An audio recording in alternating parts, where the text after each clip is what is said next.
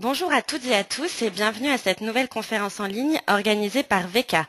Aujourd'hui, nous allons traiter de la gestion des cimetières et de son évolution. Pour ce faire, nous accueillons Marie-Christine Montfort, chef de service à Lille Métropole et en charge de 2 crématoriums et du cimetière communautaire. Bonjour Marie-Christine. Avant de vous laisser... Bonjour Bonjour, Loredana. avant de vous laisser la parole, quelques petites précisions pour nos intervenants sur le déroulement de cette webconférence. Au cours de la conférence, vous allez pouvoir poser vos questions à Marie-Christine via la fenêtre questions de l'interface GoToWebinar qui est à votre droite. Et Madame Montfort y répondra évidemment dans la mesure du possible au cours de sa présentation.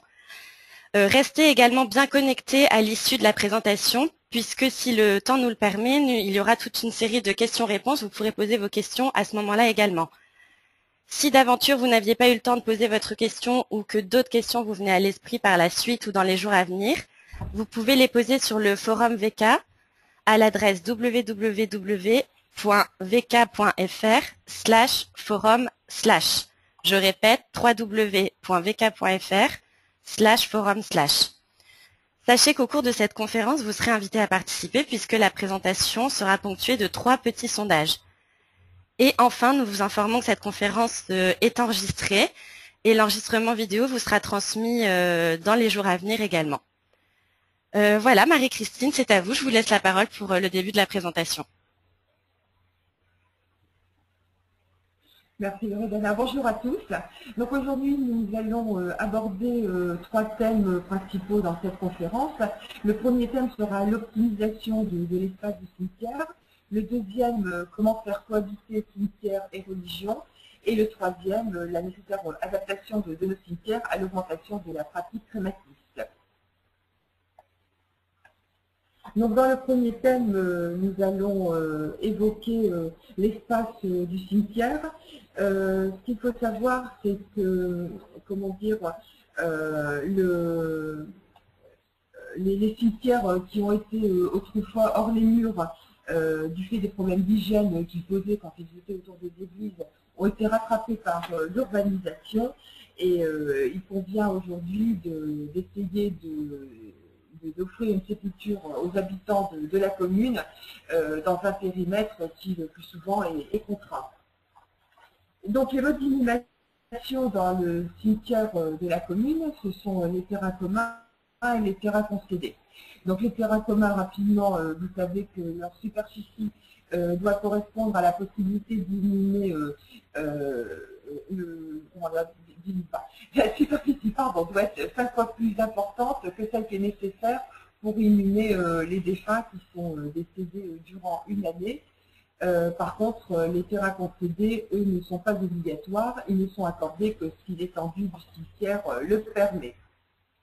Alors, le terrain commun, c'est celui dont parle le Code général des collectivités territoriales, donc toutes les dispositions qui le concernent sont reprises dans le Code.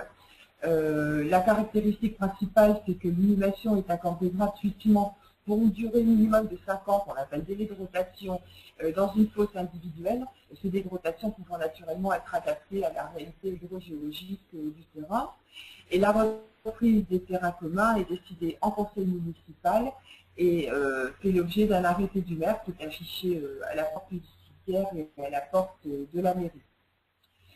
Les personnes qui ouvrent droit à l'inhumation en terrain commun donc, sont également reprises dans le CGCT. Je ne vous les rappellerai donc pas. Nous avons un point important dans notre législation, c'est la différence entre le droit à l'inhumation et le droit à concession. L'inhumation en concession n'est pas obligatoirement accordée au maire. Par contre, comme c'est une pratique qui est largement sollicitée par la population, les cimetières aujourd'hui sont essentiellement composés de terrains concédés. Alors, ce qu'il faut savoir plus rapidement, c'est qu'une personne morale de droit public ou de droit privé ne peut pas être titulaire d'une concession funéraire que des personnes physiques, que les concessions sont accordées par le conseil municipal, qui souvent en délègue la possibilité au maire, et qu'il y a différents types de concessions, suivant les défunts qui ont droit à inhumation et suivant la durée de mise à disposition du terrain. Sachant que la loi encadre les durées, donc elles peuvent être temporaires, c'est-à-dire à partir de 5 ans au-dessus du terrain commun jusqu'à 14 ans inclus. Elles peuvent durer également 15 ans, 30 ans, 50 ans ou perpétuels, les centenaires ayant été abandonnés en 1959. Alors les concessions peuvent être reprises à l'issue de la durée pour laquelle elles ont été concédées. Donc la reprise des concessions expirées concerne les concessions temporaires, trentenaires, cinquantenaires. Et alors si elles ne sont pas renouvelées, entre parenthèses au prix du tarif en vigueur au moment du renouvellement, elles peuvent être reprises. Alors elles sont reprises si le paiement de la nouvelle redevance n'a pas été versé. Donc à partir de là, la commune récupère le terrain, passé un délai de 2 ans à compter de l'échéance de la concession, sachant que dans l'intervalle de ces 2 années, les concessionnaires ou leurs ayants droit et leur cause peuvent trouver du droit de renouvellement. Le renouvellement ne peut pas être accordé à une personne qui est étrangère à la famille, parce qu'elle proroge de facto les obligations des concessionnaires ou des ayants droit, notamment en matière d'entretien. Et ça pourrait poser des problèmes d'obligations qui n'ont pas été souhaitées par les concessionnaires. Alors, la procédure de reprise fait l'objet, ne fait pas vraiment l'objet d'une publicité, puisque la commune n'est pas tenue d'informer les concessionnaires. Bon, dans les faits, le plus souvent, déposer des petites affichettes sur les concessions, voire par l'envoi de courrier aux concessionnaires quand leur adresse est encore connue et d'actualité. Donc les délais, nous l'avons vu. Les monuments et les caveaux des concessions reprises font retour à la commune, font partie du patrimoine privé de la commune, et soit ils sont complacés et revendus à des entreprises de travaux publics, soit ils peuvent faire l'objet d'une revente. La condition étant bien évidemment que l'identité du défunt doit être détruite, martelée, de façon à ce que le monument soit à nouveau anonyme. Il y a une autre source de reprise des concessions. Il s'agit de celles qui concernent les concessions à l'état d'abandon. Nous avons tous dans nos critères des concessions qui ont été donc accordées à perpétuité, des concessions perpétuelles, et celles-ci sont très protégées par les textes. Donc la procédure est complètement déclinée dans le CGCT, donc dans les articles L2223-4 et R2223-12 à 21. Donc vous les direz, c'est très bien décrit. Elle ne peut être appliquée que sur les concessions qui ont une durée d'au moins 30 ans et dans lesquelles aucune inhumation n'a eu lieu depuis 10 ans. À savoir aussi que si un défunt mort pour la France, c'est-à-dire avec la mention sur l'acte de décès, se trouve dans la concession, vous devez attendre 50 ans avant de reprendre la dite concession. Donc la procédure d'abandon, nous n'allons pas la dérouler, elle est très longue. Simplement, l'affichage, il y a souvent des erreurs d'interprétation.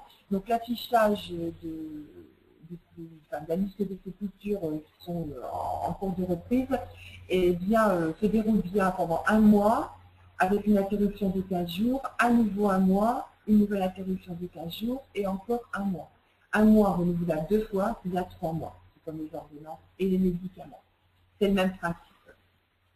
Voilà, donc ça vous verrez dans le CGCT, c'est très bien déroulé. Alors, le problème qui nous préoccupe, c'est que faire des restes mortels, une fois que les concessions ont été reprises. Donc il y a 2 solutions, soit la réanimation dans le suaire, soit la crémation. Alors, le suaire, il n'y a pas de définition précise de cet équipement qui est pourtant obligatoire dans le cimetière, simplement une mention dans une circulaire du 30 mai 1924 qui précise que le suaire peut consister en un caveau ou même une simple fosse, pourvu que son affectation soit définitive ou perpétuelle. Donc, une prescription particulière, c'est que les restes mortels doivent impérativement être disposés dans un reliquaire.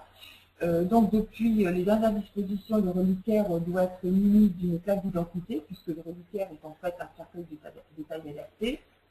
Le suaire est unique depuis 2000. Bon, avant, il y avait des ossuaires destinés aux reprises de terrain commun et des ossuaires destinés aux concessions. Maintenant, ça n'est plus le cas. Bon, on parlera plus loin de suaire confessionnel.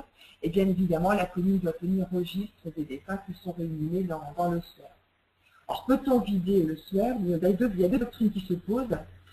Dans une récente réponse à un parlementaire, le ministre de l'Intérieur a rappelé que le suaire était affecté donc à perpétuité et que vider un ossuaire équivalait à une violation de sépulture.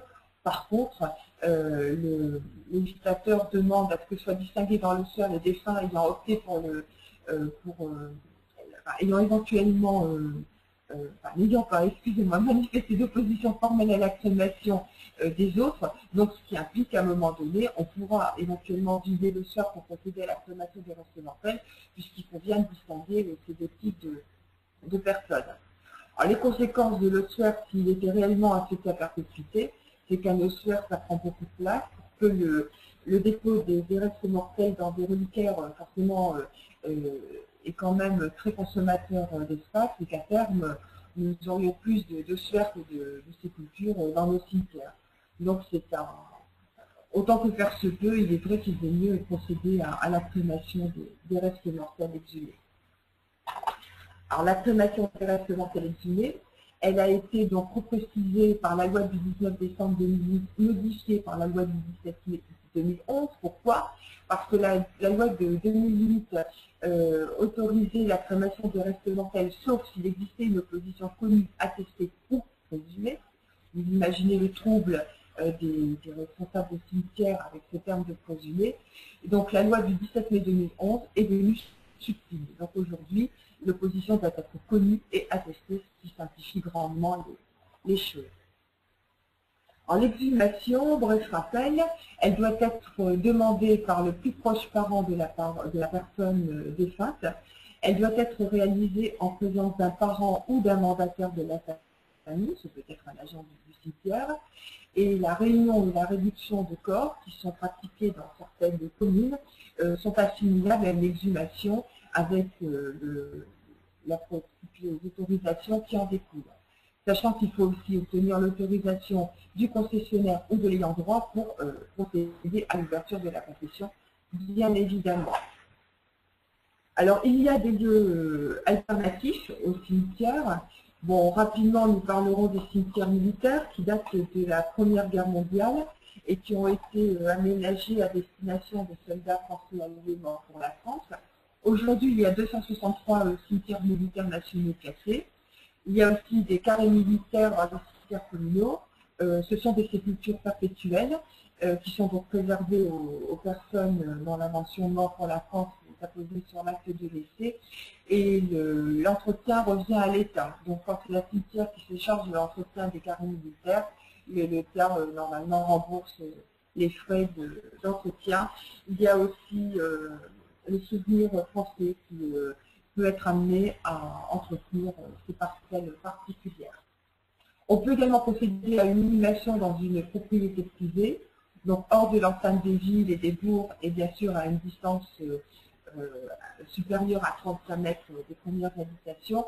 Et là, c'est uniquement le préfet du département qui l'autorise après avis d'un hydrogéologue.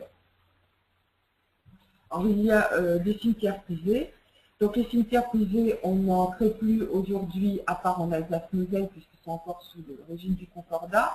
Donc, les cimetières privés que nous connaissons pour une origine historique, c'est le préfet qui autorise les inhumations et c'est l'autorité religieuse qui régule les inhumations, qui accorde le droit à y être inhumé.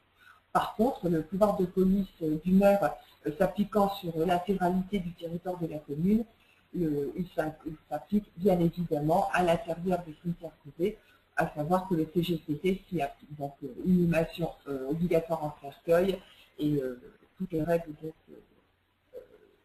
de droit commun s'appliquent à ce cimetière particulier. Je vais laisser la parole à Loredana à présent, pour une petite pause. Alors, un premier petit sondage. Loredana, vous m'entendez? Oui, je vous entends très bien, Marie-Christine. Vous m'entendez? Bien.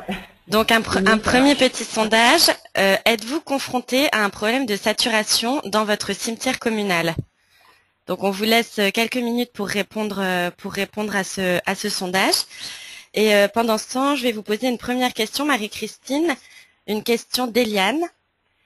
Comment doit-on procéder pour crématiser un corps en cercueil hermétique? Ah, vaste problème.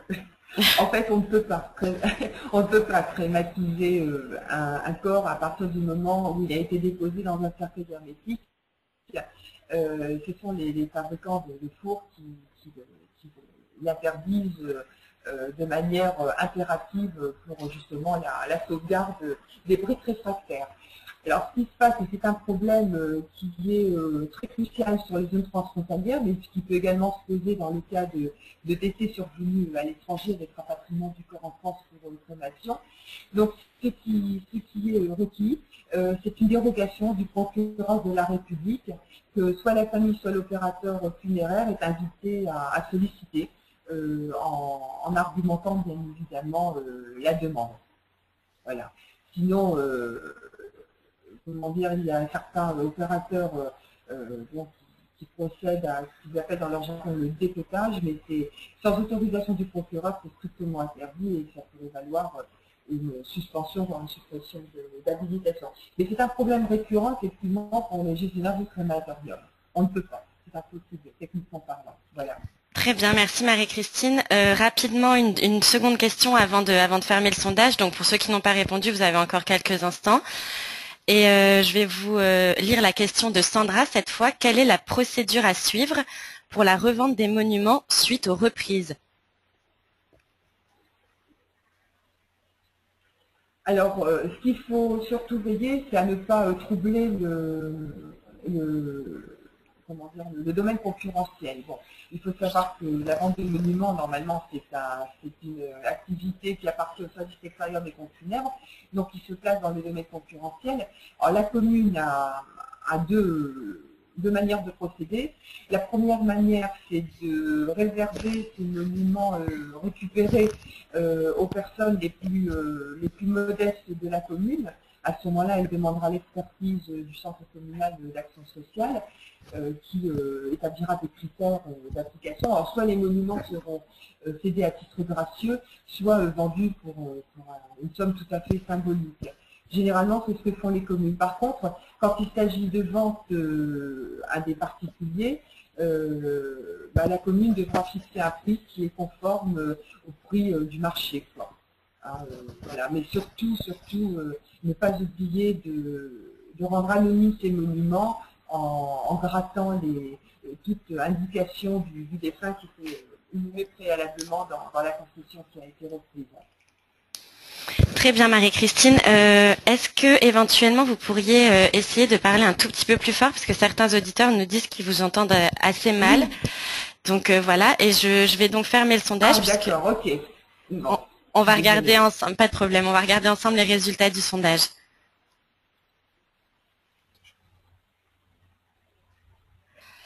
Alors, visiblement, pour près de 70% des auditeurs, il n'y a pas de problème de saturation dans leur cimetière communal. Est-ce que c'est une réponse qui vous surprend, Marie-Christine? Non, pas vraiment, parce que ce sont des bons gestionnaires. Non, mais non. Non.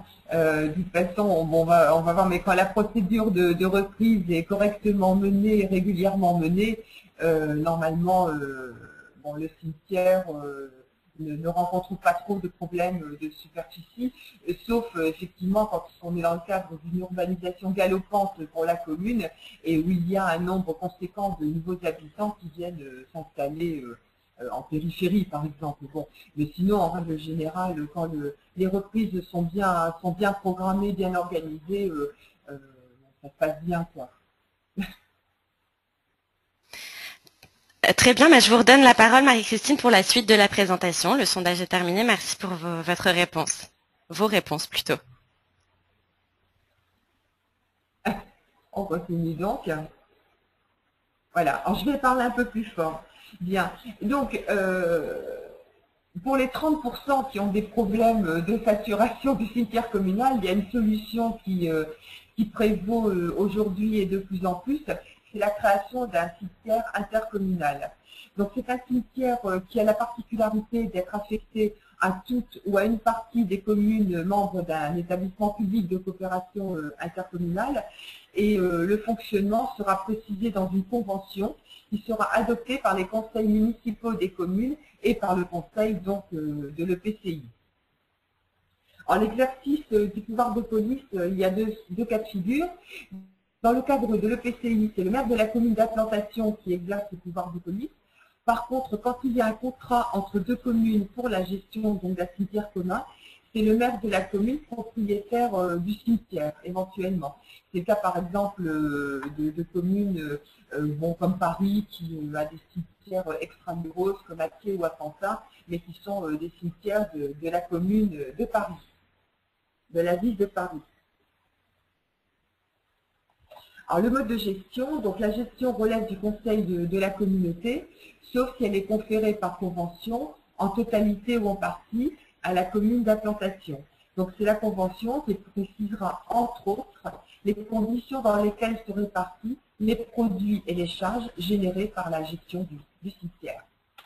Alors, le règlement du cimetière intercommunal sera proposé par la commune d'implantation et requerra donc l'accord du président de l'EPCI et des maires de communes adhérentes à cet établissement public de coopération intercommunale qui donc ont vocation à être inhumés dans ce cimetière. Voilà. Nous allons aborder la deuxième partie. Et nous allons nous poser la question de savoir si le cimetière de la République, est-ce qu'il est toujours aussi laïque qu'avant? Donc nous allons un petit peu décliner différents points. D'abord la loi, ensuite les circulaires et enfin la pratique.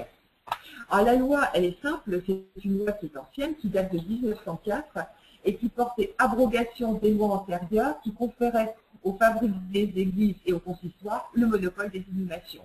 Donc c'est la loi qui anticipe un peu la loi de 1905 sur la séparation des églises et de l'État, mais qui pose déjà le principe de laïcité des choses funéraires et notamment de la gestion du cimetière en la conférant à la commune. Alors depuis, il y a eu des événements qui sont intervenus. Le premier, le plus notoire, c'est le rapport Machelot, qui date de 2006 et qui s'intitulait Laïcité et République. À l'époque, il avait été demandé par Nicolas Sarkozy, qui était ministre de l'Intérieur.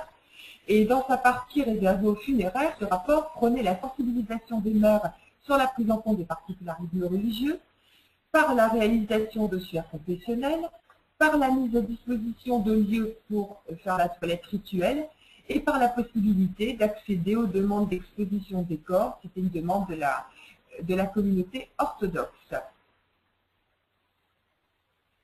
Donc je vais passer la parole à Loredana qui va à nouveau lancer un petit sondage. Merci Marie-Christine. Donc effectivement, un deuxième petit sondage. La question cette fois est de savoir si le cimetière de votre commune dispose d'un carré confessionnel. Donc là encore quelques secondes pour répondre et pendant ce temps-là, je vais vous poser, Marie-Christine, encore quelques questions. On a de nombreuses questions sur le sujet. Alors un petit instant. Une première question d'Anthony. Marie-Christine, quel texte a rendu l'ossuaire unique en 2000? C'est le CGCT. En fait, c'est quand le Code des communes a été transposé en Code général des collectivités territoriales. Il y a eu des erreurs qui ont été faites par les rédacteurs. Bon, il y a l'omission de l'ossuaire en deux catégories. Donc, l'ossuaire réservé au terrain commun et l'ossuaire réservé au terrain concédé. Mais à titre anecdotique, il y a également la suppression de l'obligation de reverser une partie du fruit des concessions au CCAS. Avant, il y avait un tiers du coût du prix des concessions qui était systématiquement reversé au CCAS. Ça, comment dire, cette disposition autorisée prenait en compte les dépenses qui étaient générées par l'inhumation des indigents à l'époque. Voilà, donc c'était une quote-part qui servait à l'inhumation des indigents. Et dans la nouvelle rédaction donc, du Code général des collectivités territoriales, cet aspect-là a également été oublié. Donc aujourd'hui, les communes qui souhaitent continuer à reverser cette quote-part à leur CCAS expressément en validation au conseil municipal. Voilà. Très bien. Donc je prends le temps quand même d'une seconde question et vous propose de continuer à participer au sondage si vous ne l'avez pas déjà fait. Une question de Denis, cette fois, Marie-Christine. Avez-vous des informations pour la suppression des vacations concernant les exhumations et en réservant une seule vacation pour une crémation? Oui, tout à fait. J'allais en parler à la fin de cet exposé les scoops.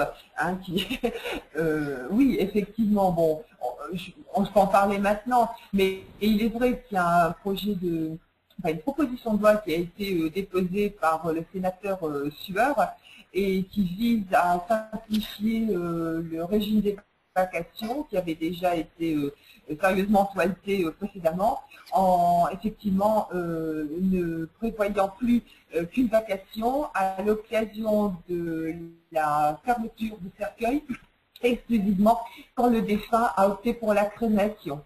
Donc il n'y aura plus du tout d'autres vacations que celle-ci.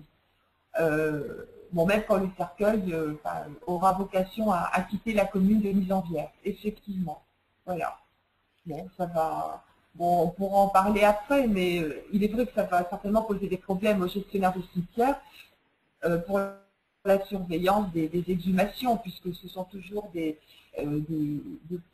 opérations qui posent problème dans la mesure notamment où on retrouve des bijoux dans la sépulture. Bon, s'il n'y a pas de surveillance, bon, voilà, je ne sais pas. Très Alors, bien. a priori, la surveillance incomberait aux opérateurs funéraires qui mènent cette opération. Voilà. Très bien, Marie-Christine. Alors, on va fermer le sondage. Je vais vous transmettre les résultats. Oui. Alors, je sais qu'il y a encore de nombreuses questions. On y reviendra, je pense, plutôt à la fin de la présentation. Ne vous inquiétez pas pour ceux qui n'ont pas eu de réponse pour le moment. Alors, donc, le cimetière de votre commune dispose-t-il d'un carré confessionnel? C'était le deuxième sondage. C'est non pour 60% d'entre vous. Marie-Christine, vous avez une réaction par rapport à ça? Je suis pas étonnée outre mesure, mais là, si vous voulez bien, je vais passer donc à la circulaire du 19 février 2008, dans laquelle le ministre indique que la décision du maire de créer un carré confessionnel est souhaitable, mais reste facultative, en rappelant donc que les parties publiques du cimetière doivent rester neutres et que seule la famille ou la personne chargée de pourvoir aux funérailles peut demander l'inhumation dans un carré confessionnel. Bien sûr, il est hors de question que ce soit le responsable religieux qui donne l'autorisation ou pas d'inhumer ou non tel ou tel défunt dans le carré confessionnel dédié à la religion dont il a la responsabilité. Alors très rapidement, il faut savoir aussi que dans le rapport sur l'intégration qui a été donc publié en 2014, tout dernièrement d'ailleurs en février, la mesure 18 propose le développement des carrés confessionnels dans les cimetières. Mais on n'assiste pas encore à une obligation de procéder comme suit, qui c'est vraiment un coup de canif assez sérieux au principe de laïcité du cimetière de la commune. Alors justement, pour répondre à la question de notre interlocuteur, et aussi, plus exactement, pour réagir à ce sondage, oui, c'est forcément, il y a une grande réticence des maires à aménager des carrés confessionnels. Pourquoi? Parce que ils font l'objet de beaucoup de pression ensuite pour suivre la stricte application du droit à l'inhumation. Il est bien évident que s'il y a un carré confessionnel dans une commune et que dans les communes alentours, un carré équivalent n'est pas aménagé, forcément les défunts de confession des communes alentours vont faire pression sur le maire pour demander à être inhumé dans le carré confessionnel. Bon, voilà, c'est un peu, c'est compliqué, quoi. C'est très compliqué comme et très sensible surtout. Alors il y a une solution qui pourrait être trouvée, c'est l'intercommunalité à nouveau, c'est-à-dire imaginer créer des cimetières intercommunaux dans lesquels on aménagerait des carrés confessionnels. Voilà, au niveau pratique, ça pourrait être une solution. Mais il y aura certainement d'autres questions à la fin de l'exposé sur cet aspect de notre métier. Alors, en partie 3, nous allons évoquer maintenant l'adaptation du cimetière à l'augmentation de la pratique crématiste. Donc, ce qu'il faut savoir, c'est que les sites funéraires sont désormais, avec le terrain commun, les seuls modes de sépulture qui sont obligatoires dans le cimetière, puisqu'ils sont expressément précisés dans le CGCT, puisqu'ils sont devenus obligatoires pour les communes et les EPCI de plus de 2000 habitants, depuis donc le 1er janvier 2013, qui doivent impérativement se doter d'un site funéraire. Voilà. Donc le site funéraire est un équipement donc obligatoire du cimetière communal, mais il peut être également l'accessoire du crématorium. C'est précisé donc dans la loi de 2008. Donc je vais donner la parole à Loredana. Oui, je reprends la parole donc pour un troisième et dernier sondage que je vous propose. Votre commune possède-t-elle un site cinéraire? Donc là aussi, on va vous laisser pour la troisième et dernière fois quelques instants pour répondre. Et Marie-Christine, j'en profite pour vous poser une des nombreuses questions soulevées par cette conférence. Une question de Cécilia cette fois. Avez-vous une visibilité de la pratique des nouvelles méthodes de fin de vie que sont la résomation et la promission?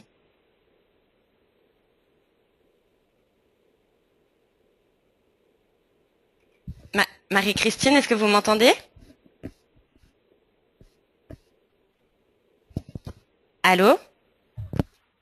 Allô? Oui, Marie-Christine. Oui, Loredana, je vous ai donné la parole pour votre dernier. Oui, donc le sondage est lancé. Est-ce que vous avez entendu la question Allô? Est-ce que vous m'entendez, Marie-Christine? Là, Allô? je vous entends, mais j'ai eu une période où j'entendais plus rien. Mais le principal, c'est que la question ait été lancée. Alors très bien. Donc je vous repose la question. Je vous repose la question de Cécilia. Est-ce que vous m'entendez bien, Marie-Christine? Je vous pose une première question de Cécilia. Là, je vous entends bien. Parfait. Donc la question était, avez-vous une visibilité de la pratique des nouvelles méthodes de fin de vie que sont la résomation et la promission?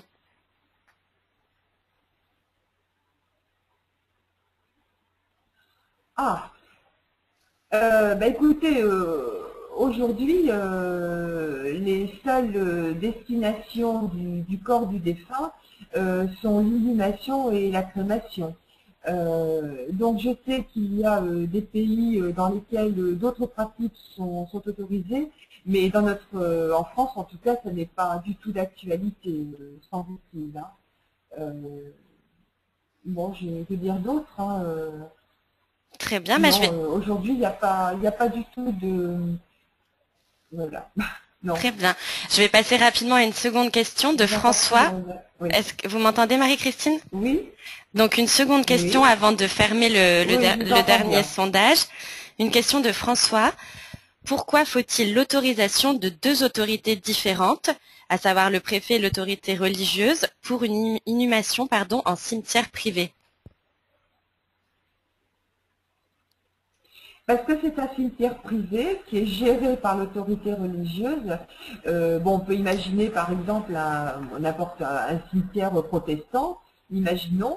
Comme c'est un cimetière qui échappe à l'autorité du maire en tant qu'autorité autorisant donc l'inhumation, c'est le préfet qui en a la charge donc de cette autorisation. Par contre, comme c'est un cimetière privé qui est géré par l'autorité religieuse d'une religion donnée, c'est bien évidemment l'autorité religieuse qui donnera le feu vert pour l'inhumation dans ce cimetière privé. Mais je rappelle que ce sont des cimetières qui sont historiques, hein. C'est-à-dire qu'ils ont été créés à l'époque du Concordat. Par exemple, de mémoire, il y a par exemple le cimetière juif de Carpentras qui avait bien malheureusement défrayé la chronique il y a quelques années de cela. C'est un cimetière privé et là pour le coup c'est le rabbin qui autorise une personne qui souhaite être inhumée, donc c'est le rabbin qui donne le feu vert pour l'inhumation dans le cimetière privé israélite de Carpentras. De même, il y a un cimetière protestant du côté de Caen, de mémoire. Je pense que c'est également le pasteur qui donne l'autorisation. Mais ce sont des cimetières privés qui ont une gestion, qui va se terminer tout doucement, dans la mesure où aucune extension ne sera autorisée, bon, à terme, ce sont des cimetières qui seront saturés et dans lesquels plus aucune inhumation ne sera possible. Hein. Mais là, ce sont vraiment des cas très particuliers qui tombent sous le coup de lois antérieures. Il est bien évident que les cimetières actuels, eux, sont gérés sur le principe de la loi de 1904 et qu'en aucun cas, une autorité religieuse ne peut se mêler de l'inhumation dans un carré confessionnel, par exemple, même si parfois la tentation est grande, mais dans l'absolu, on peut tout à fait imaginer qu'une personne de confession catholique se fasse inhumer dans un carré confessionnel de toute autre religion, par exemple. Hein. Bon, sauf que pour le maire qui est quand même garant de l'ordre public, bon, ça ira à convaincre la famille d'opter pour une autre solution peut-être. Mais dans l'absolu, le terrain du cimetière ne fait pas de distinction ni de religion, ni de philosophie. C'est le terrain de la République, normalement, le cimetière. D'accord, très bien. Merci Marie-Christine. Je vous propose de jeter un petit coup d'œil aux résultats du sondage. Alors là, c'est 93% contre 7. Donc 93% de nos auditeurs possèdent un site cinéraire. Marie-Christine, est-ce que ça vous surprend? Bon, on peut imaginer que 7% de nos auditeurs viennent de communes ou d'établissements publics de coopération communale, intercommunale, dont la population est inférieure à 2000 habitants, puisque désormais l'obligation est posée par la loi depuis le 1er janvier 2013. Voilà. Donc c'est vraiment un sujet d'actualité. Alors nous allons continuer. Oui, je vous laisse la parole cette fois définitivement, Marie-Christine, et nous reviendrons sur les nombreuses questions-réponses à la fin de votre présentation. Alors, attendez, hop, précédent, je reviens en arrière parce que je sais où j'en étais. Voilà, oui, donc on a évoqué effectivement la loi du 19 décembre. Voilà, donc le sondage, voilà, excusez-moi. Alors le décret de janvier 2011, lui, distingue deux régimes juridiques suivant que les sites itinéraires sont situés à l'intérieur des cimetières ou éventuellement ce sont des sites itinéraires isolés mais gérés par la commune, et les sites itinéraires dans lesquels il ne peut pas y avoir de concession, donc ce sont les sites itinéraires qui sont contigus au crématorium, quel que soit leur mode de gestion. Alors le site itinéraire qui est géré par la commune ou le PCI, donc est composé de columbariums, en tout cas d'un dispositif aérien, d'un site de dispersion et peut être également équipé de cavions ou de cases enterrées. Le régime d'autorisation et le régime des concessions. Donc c'est exactement le même dispositif que pour les concessions, donc il n'y a rien de nouveau. Par contre, à partir du moment où le site itinéraire est annexe d'un crématorium en gestion déléguée, il dispose d'un statut juridique protecteur dans la mesure où, dès que la délégation prend fin, le site itinéraire fait automatiquement retour à la commune. Le régime d'autorisation est différent. C'est un régime de déclaration préalable auprès du maire de la commune d'implantation du site itinéraire, et ce pour assurer la traçabilité des cendres des défunts, que ce soit un dépôt ou un retrait d'urne ou une dispersion. Alors, quelles sont les destinations de l'urne? Donc les destinations d'urne ont évolué depuis la loi de 2008, puisqu'aujourd'hui il est naturellement interdit de garder une urne à domicile. Donc l'urne peut être inhumée dans une sépulture, déposée dans une case de columbarium, scellée sur un monument funéraire à l'intérieur d'un cimetière ou d'un site funéraire appartenant à la commune, inhumé dans une propriété, donc là, privée, pardon, donc là il s'agira de requérir l'autorisation du préfet. Bon, sans naturellement de feu vert de l'hydrogéologue, puisque les urnes ne posent pas de problème d'hygiène. Alors quant aux cendres, les cendres elles peuvent être dispersées dans le lieu spécialement affecté à cet effet, donc c'est jardin de souvenir, ou dans un espace aménagé, donc ça peut être un cube du souvenir, une aire de y aller, enfin d'autres dispositifs, et elles peuvent être également dispersées en pleine nature, hors voie publique. Donc, quand elles font l'objet d'une dispersion en pleine nature, c'est la personne chargée de pourvoir aux funérailles doit en faire la déclaration auprès de la commune où le défunt était né. Et cette commune donc, doit donc tenir un registre sur lequel elle indiquera les coordonnées du lieu où ont été dispersées les cendres du défunt. Alors, quelles sont les autorisations délivrées par la commune dans ce cas? Donc, ce sont bien évidemment les autorisations de crémation, donc par le maire de la commune du lieu de décès, ou s'il y a eu transport de corps du lieu de la mise en bière. Par contre, quand le cercueil vient de l'étranger, c'est la commune d'implantation du crématorium qui délivrera cette autorisation de crémation. Donc, les autorisations d'inhumation et d'exhumation, y compris dans le caveau provisoire, les autorisations d'inhumation ou de placement ou de scellement ou de dépôt des urnes et de dispersion des cendres dans le cimetière et le site funéraire faisant l'objet de concession. Également, les autorisations de retrait des urnes dans un cimetière ou dans un site funéraire faisant l'objet de concession. Voilà. Donc, l'apport des urnes et le retrait des urnes font l'objet d'autorisation du maire de la commune d'implantation. Il y a des délais qui ont été quelque peu modifiés. Donc, il y a un nouveau délai de 48 heures pour le transport d'accord avant mise en bière. Avant, si on voulait disposer de 48 heures, il fallait faire procéder à des soins de conservation sur le défunt. Bon, maintenant, c'est 48 heures sans soins de conservation. Et ce délai est porté à 72 heures quand les conditions du décès font qu'il y a obligation de prélèvement ou d'autopsie dans le cadre de recherche de maladies éventuelles. Bon, les délais, très rapidement, il y a les délais pour transférer un défunt dans une chambre funéraire dès lors qu'il est décédé dans un établissement hospitalier qui n'en dispose pas. Donc, le directeur peut procéder à ce transfert dans la mesure où il n'a pas réussi à joindre la famille du défunt dans un délai de 10 heures. De même, quand le décès est intervenu chez une personne privée, la personne peut transférer le défunt dans une chambre funéraire quand elle n'a pas pu joindre la famille dans un délai de 12 heures après le décès. Bon, les délais d'inhumation et de crémation n'ont pas changé, c'est 24 heures au moins, 6 jours au plus, compte tenu des dimanches et des jours fériés. Si le décès par contre a eu lieu à l'étranger, ces délais courent à partir du moment où le corps est entré en France sur le territoire métropolitain. Voilà. Bien, donc bon, j'ai un petit peu défleuré le sujet.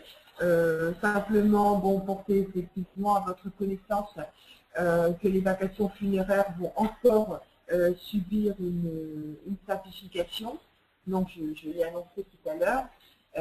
Bon, là, c'était les dispositions antérieures qui étaient prévues par l'article L2213-14. Donc, en préparation, cette proposition de loi qui prévoit une seule surveillance de la mise en bière des défunts qui ont fait le choix de la crémation à l'exclusion de tout autre. Et c'est normalement, la loi devrait être promulguée dans les prochains mois. Elle risque fort d'être adoptée dans la mesure où elle rentre dans le processus de simplification dans lequel s'est engagé le gouvernement. Par contre, en attente également, le nouveau formulaire du certificat de décès.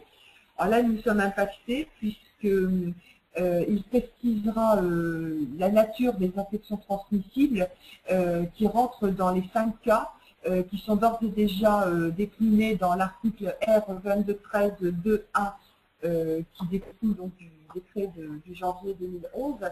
Donc il y a 5 cas qui ont été déclinés et suivant la nature donc, des infections transmissibles, telle ou telle procédure devrait être mise en place. Ça va de la mise en bière immédiate dans un cercueil hermétique à la mise en bière immédiate dans un cercueil simple. Ensuite, il y a également le dernier cas qui interdit la pratique des soins de conservation. Et c'est sur ce dernier cas que le bas blesse, justement, parce que certaines personnes se sont émues de l'exclusion de défunts porteurs d'un certain type de maladie, donc de l'exclusion de la pratique des soins de conservation. Donc aujourd'hui, il y a une nouvelle refonte qui est en cours et nous l'attendons. Donc aujourd'hui, nous avons toujours les anciens certificats de décès en application dans nos communes. Voilà. Bien, j'en ai fini, j'attends donc les questions pour compléter l'exposé qui a été rapide et succinct, mais c'était pour mieux enrichir le débat qui va suivre peut-être. Voilà. Très bien, merci, je reprends la parole. Merci beaucoup Marie-Christine pour tous ces éléments de réponse. Effectivement, on va passer dans quelques instants aux questions des auditeurs. Avant de passer aux questions, je vous rappelle que sur ce sujet, VK vous propose un certain nombre de produits, notamment des formations et des ressources documentaires que vous voyez s'afficher sur votre écran. Dans les ressources documentaires, on a plusieurs brochets, pratique des opérations funéraires, l'état civil en pratique, ainsi que état civil et opérations funéraires. Ça, c'est pour les brochets accompagnés de fiches en ligne, mises à jour mensuellement. Pour ce qui est des formations, on a veille juridique funéraire, gestion des cimetières et aide à la rédaction d'un règlement de cimetière. Alors, je vous mets tout de suite les liens dans la fenêtre de chat pour que vous puissiez avoir davantage de renseignements sur ces produits. Et évidemment, vous pouvez retrouver tous ces produits sur le site VK, www.vk.fr, ou joindre directement notre service client au 01 53 35 20 07.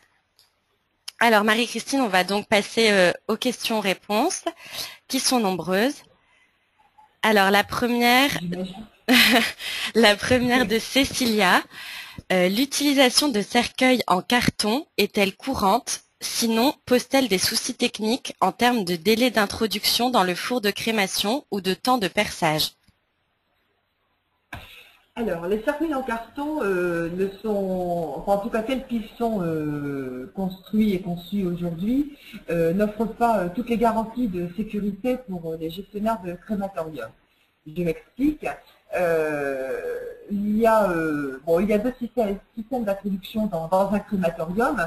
Il y a un système qui consiste à glisser des paquets sous le cercueil, à l'élever et à l'introduire avec deux bras donc dans le four, dans l'appareil. Et il y a un autre système qui consiste à déposer le cercueil sur une plateforme au bout de laquelle se trouve un piston.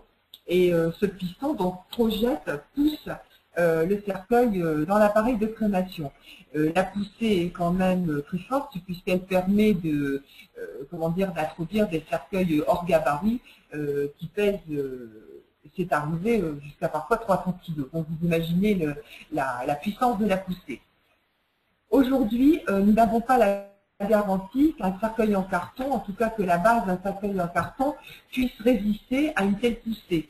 Et on pourrait malheureusement le risque que le piston transperce le fond du cercueil. Bon, je ne rentre pas dans les détails, mais vous imaginez ce que ça pourrait induire comme situation. Donc aujourd'hui, les gestionnaires de crématorium sont en attente de nouvelles structures de cercueils en carton qui seraient mieux adaptées à la crémation. Alors, ce qu'il faut savoir quand même, c'est que le cercueil en carton a un préconçu un peu écologique. Je pense qu'il faut quand même un peu d'eau pour faire du carton, mais là n'est pas le problème. Mais par contre, ce qu'il faut savoir, c'est que le fait que le défunt soit dans un cercueil en bois fait que les briques réfractaires qui sont donc irradiées, qui sont à une température avoisinant les 800 degrés à l'introduction, donc ces briques irradient de la chaleur. Et quand le cercueil est introduit dans la chambre, dans la chambre de combustion, à ce moment-là, la chaleur embrase le bois qui fait lui-même chambre à l'intérieur de laquelle le défunt se consume. Donc le défunt n'est pas directement sous la flamme, ce qui à mon sens est quand même respectueux du corps quand même. Voilà. Bon, et à partir du moment où au bout d'une vingtaine de minutes, le cercueil en bois s'effondre, puisqu'il a terminé sa combustion, le corps a déjà bien commencé son processus de crémation. Or, un cercueil en carton, vous imaginez qu'au bout de quelques minutes, il n'y a plus rien, quoi. Il n'y a plus que des cendres. Et à ce moment-là, c'est le corps qui est presque intact, si je puis dire, qui va être directement sous le rayon également des briques réfractaires. Et très honnêtement, éthiquement, je trouve pas ça très, très bien, quoi. Bon, voilà. Donc les cercueils en carton, de toute façon, aujourd'hui, ne sont pas acceptés par la majorité des crématoriums. Je ne sais pas pour l'inhumation ce qu'il en est, mais il est sûr que pour l'inhumation, ça pose moins de problèmes, si le fond est suffisamment, bien évidemment, résistant pour supporter le poids du défunt, et bien sûr un cercueil en carton avec poignée, en tant que perceuse. Voilà.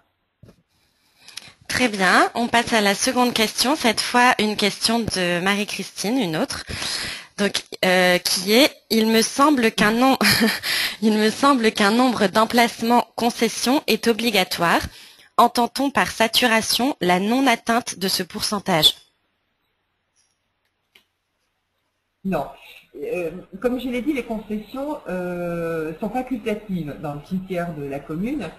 Est obligatoire le terrain commun, et la superficie du terrain commun doit être 5 fois égale à la superficie nécessaire pour inhumer le nombre moyen de défunts par année. Par exemple, si, je vais dire une bêtise, si vous avez 20 défunts, par exemple, dans une année, donc il y a une certaine superficie qui va être nécessaire pour inhumer ces 20 défunts en construction sont à peu près 2 mètres carrés, donc 20 fois, on va dire, 400 mètres carrés, bon, mettons 400 mètres carrés, à ce moment-là, il faudra 5 fois 4, il faudra 2000 mètres carrés de terrain commun pour que le cimetière ait une superficie suffisante. Par contre, les concessions ne sont accordées que si la superficie du cimetière le permet. Donc, il n'y a pas d'obligation de concession formelle, quoi. Si ce n'est la demande forte des administrés d'être inhumés plutôt en concession qu'en terrain commun, où là, au bout de 5 ans minimum, les restes de leur tête sont exhumés et déposés à l'usine. Ce n'est pas forcément une perspective réjouissante. Voilà. Merci Marie-Christine. Donc, je reprends la parole pour une question de Denis cette fois. Une récente réponse ministérielle disait que pour procéder à une crémation d'un corps en cercueil hermétique, il était nécessaire d'attendre 1 an. 5 ans. 5 ans, d'accord. Ah, bah oui, 5 ans. Oui, effectivement. Enfin, bon. Bon, tout, moi, je laisse au ministre la responsabilité de ce qu'il a répondu. Mais très honnêtement, quand nous sommes des gens de terrain, moi, je ne me vois vraiment pas dire à une famille dont le défunt a fait mention de son souhait d'être crématisé, bah, écoutez, nous allons inhumer votre défunt pendant 5 ans, puisqu'on n'a pas le droit d'ouvrir le cercueil dans un délai de 5 ans, et dans 5 ans, on va exhumer votre parent, on va pouvoir le changer de cercueil et le mettre dans un cercueil simple, et après procéder à la crémation. Je sais pas, éthiquement, si, législativement, enfin, légalement, ça tient la route, hein, il n'y a pas de problème. Mais psychologiquement, pour les familles, je pense pas que ce soit une solution idéale, quoi, très honnêtement. Mais c'est toujours l'éternel décalage entre l'administration centrale et puis les gens de terrain que nous sommes, quoi. Eux ne voient pas les familles. Là, je pense que c'est la grosse différence. Voilà. Je reprends la parole, Marie-Christine, merci beaucoup. Une question de Nathalie, cette fois. Si nous disposons d'un registre d'inhumation, cela est-il suffisant ou faut-il avoir un registre des défunts?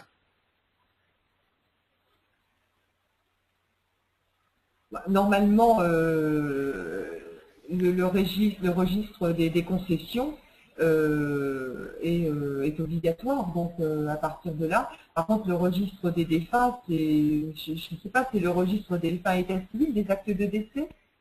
Je vois pas trop. Je ne sais pas. Bon, de toute façon, même parce que pour ce qui est des inhumations en terrain commun, bon, il est bien évident qu'il est aussi nécessaire d'avoir la liste des personnes qui sont inhumées dans le terrain commun, c'est évident. Hein. Alors, je n'ai pas davantage de précision. On doit avoir un registre. Non. Non, mais de toute façon, on est obligé d'avoir un registre des défunts qui font l'objet d'une inhumation dans le cimetière. De même, un registre de l'ossuaire pour savoir quels sont les défunts qui ont été exhumés et réinhumés à l'ossuaire. Il y a une traçabilité qui est évidente puisque, a priori, les corps restent à perpétuité en cimetière en quelque endroit qui se trouve après un certain temps, quoi. Hein, les défunts ne quittent pas le cimetière, logiquement. Hein, même si on fait d'aventures traumatisées des restes mortels, les cendres seront réinhumées dans le cimetière, déposées à l'ossuaire ou dispersées ou déposées dans un puits du souvenir, mais de toute façon, les défunts ne quittent pas le cimetière, sauf en cas de déplacement à la demande des femmes, etc. D'accord. C'est une autre chose. Il y a une traçabilité des défunts, elle est obligatoire. D'accord, très bien. Une question de Thomas cette fois. Alors, le maire a-t-il obligation de prendre en compte les particularismes religieux ou est-ce juste une prise en compte? Donc j'imagine en gros, est-ce que on insiste sur le terme d'obligation dans cette question? Je vous la repose. Je la repose, Marie-Christine.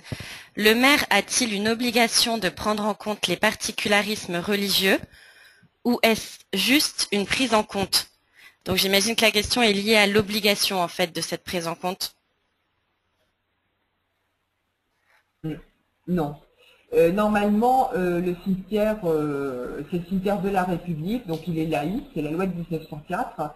Bon, par contre, à plusieurs reprises, le ministre a invité les maires, via les préfets, à aménager des carrés confessionnels pour répondre à une demande de certaines communautés. C'est dit un peu sous cette forme-là. Mais en aucun cas, le maire n'est tenu de prendre en compte telle ou telle religion.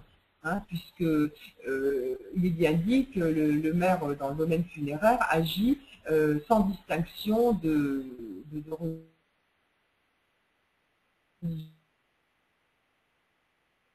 maladies, de choses. Il n'y a aucune distinction. Chaque citoyen est enterré, est inhumé sans aucune distinction dans le cimetière. Donc le maire n'est absolument pas tenu de prendre en compte des distinctions religieuses. S'il le fait, c'est en toute connaissance de cause, c'est quand il décide, hein, quand le conseil municipal décide d'aménager à ce moment-là un carré confessionnel, auquel cas, bon, s'il veut aller jusqu'au bout de sa démarche, il devra effectivement, bon, je prends l'exemple d'un carré confessionnel musulman, il devra prendre fait des causes de l'orientation qui est demandée pour ce type de sépulture, prendre en compte aussi le fait que les sépultures sont uniques, c'est-à-dire qu'il n'y a qu'un défunt par fosse, des prescriptions conformes au CGCT, mais un petit peu particulières. Mais sinon, il n'y a aucune obligation de la part du maire à se conformer à quoi que ce soit s'il ne décide pas ainsi. Très bien. Alors, je reprends la parole pour une question de François cette fois. Quelle différence faites-vous entre carré confessionnel et regroupement de faits? C'est pareil. C'est pareil, sauf que le carré confessionnel est un regroupement de faits particuliers. Mais on peut tout à fait imaginer qu'une famille souhaite que tous ces défunts soient inhumés dans le même secteur du cimetière. Ça sera un regroupement de faits. On peut imaginer que des religieux d'une congrégation souhaitent être inhumés dans le même secteur du cimetière. Ça sera un regroupement de faits. Là, le carré confessionnel, c'est un regroupement de faits dont la particularité des défunts est d'appartenir à la même confession. Voilà. Mais il n'y a pas de distinction vraiment. C'est une précision du regroupement de faits, en fait, le carré confessionnel. Une question cette fois de Cécilia. Y a-t-il une obligation réglementaire à disposer d'un cercueil qui puisse faire l'objet d'une inhumation et d'une crémation? Sinon, est-il réglementairement possible d'utiliser des cercueils uniquement destinés à la crémation?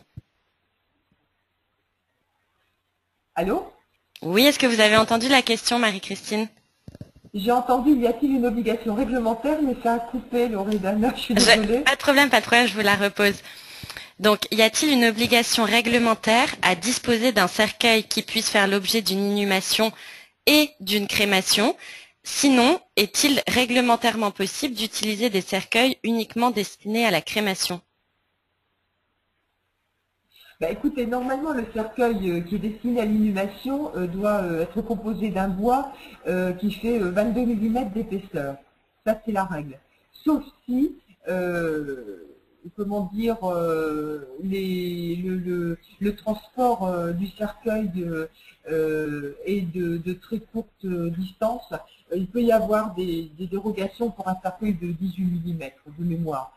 Mais sinon, pour la crémation, c'est le cercueil en bois tendre de 18 mm qui est favorisé, bien évidemment, hein, puisque c'est un peu dommage d'acheter des cercueils en bois massif pour la crémation, quoi, hein. Mais sinon, bon, un cercueil de 22 mm. De toute façon, on ne refusera jamais un cercueil de 22 mm pour la crémation, sachant que par contre, la crémation durera un petit peu plus longtemps, forcément, hein.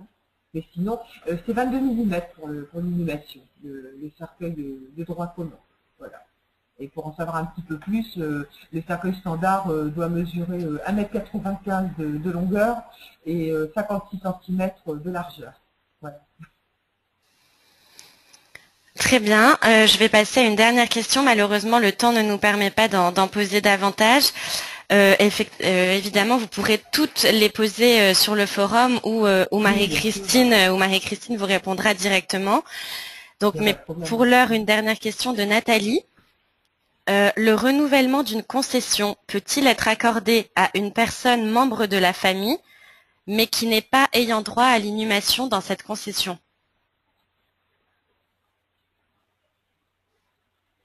Ah, ben, normalement, comment dire? Bon, à partir du moment où une concession est créée, elle génère des droits, bien sûr, mais aussi des obligations. Obligations qui incombent dans un premier temps au fondateur, puis au décès du fondateur, aux ayants droit. Quelles sont les obligations? Ben, les obligations, c'est des obligations d'entretien, déjà, hein, la concession ne doit pas être envahie par la végétation, l'obligation de mise en sécurité, bon, il ne s'agit pas que la stèle soit dégradée par le temps et qu'elle menace de s'écrouler sur la sépulture voisine. Bien. Donc, ces obligations incombent précisément aux ayants droit, aux ayants cause. Enfin, les fondateurs sont décédés. Une personne de la famille qui ne serait pas ayant droit ou ayant cause, donc qui ne serait pas soumise à cette obligation d'entretien. À quel titre lui accorderions-nous le droit à renouveler, dans la mesure où apparemment les concessionnaires, eux, ne l'auraient pas souhaité, et de ce fait-là, si vous voulez, en autorisant cette personne à prolonger la concession, on prolonge de facto l'obligation au concessionnaire. Donc, à mon humble avis, il vaut mieux éviter, parce qu'on crée une obligation que les ayants droit n'ont pas forcément souhaité proroger pour X raisons. Ça peut être pour des raisons pécuniaires ou des raisons tout simplement d'éloignement géographique. Voilà. Donc de toute façon, il est quand même largement conseillé de n'accorder la possibilité de renouveler une concession, bon, fondateur bien évidemment, mais qu'aux ayants droit, aux ayants cause, mais pas aux personnes étrangères à cette lignée de transmission. C'est plus confortable pour la commune qui risquerait peut-être de se voir attaquée par un ayant cause. Imaginons que vous accordiez le renouvellement et que la stèle tombe sur la concession voisine. Vous allez chercher la responsabilité de qui? De l'ayant cause. L'ayant cause, il va vous dire quoi? Il va vous dire, attendez, je suis désolée, mais nous, on n'a pas renouvelé la concession. Bon, on s'attendait à ce qu'elle soit reprise. Vous me dites qu'elle a été renouvelée, mais on n'était pas d'accord. Donc, ça risque quand même de poser des problèmes. Sauf si elle requiert effectivement l'avis des ayants cause. Et puis, bon, à ce moment-là, elle peut être payée pour le compte d'un ayant cause qui se manifesterait. Mais sinon, moi, je ne le conseille pas. C'est source de contentieux. Surtout si la concession est dans un mauvais état, d'autant plus. Voilà. Très bien. Eh ben, je vous remercie, Marie-Christine, pour tous ces éléments de réponse. Je sais que beaucoup de personnes n'ont pas eu les réponses à leurs questions. C'est pourquoi je vous ai mis le lien vers le forum dans la fenêtre de chat. N'hésitez pas vraiment à aller y poser vos questions et Marie-Christine a l'habitude d'y répondre directement. Et merci évidemment à toutes et à tous pour votre attention. Nous vous souhaitons une très très bonne journée au nom de toute l'équipe VK. À bientôt.